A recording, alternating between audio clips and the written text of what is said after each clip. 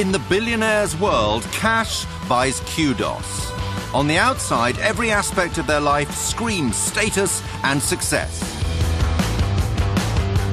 But often on the inside, there's a nagging awareness that the greater your wealth, the more you have to lose, and that the family legacy will one day rest on your darling little children. This extreme pressure has led to the rise of the Super Tutor, a modern-day superhero who swoops in to pour Pythagoras into the privileged. You know, I might not be able to get the job here or there, or no one in my family business is going to take me seriously. And such is the demand for the Super Tutor that it's become astonishingly big business. In the UK alone, private tutoring is now a £6 billion a year industry, with desperate parents offering huge wads of folding incentive. It can get very expensive. In some circumstances, there's, bidding wars for the very best tutors. They're like, no, I like this tutor, I want this tutor. We're like, she's full, you can't have this tutor. And then they come back to us and say, listen, I'll pay double the rate. Sometimes people are paying really top dollar for their tutor.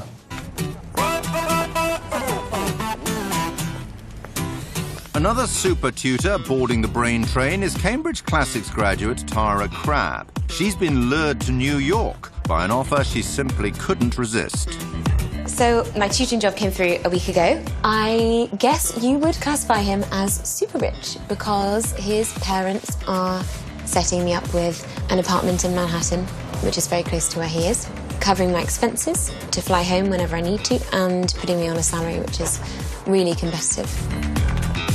It's as much as I would be earning for my age in the city a year, and that's just for tutoring for 2 hours a day.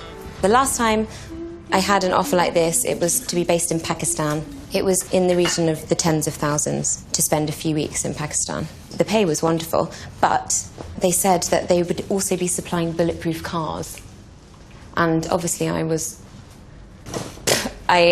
turned it down. I have this one girl who was at dissertation level, and we had this session, and she just turned to me and went, "What, so you mean you're not actually going to write it for me?"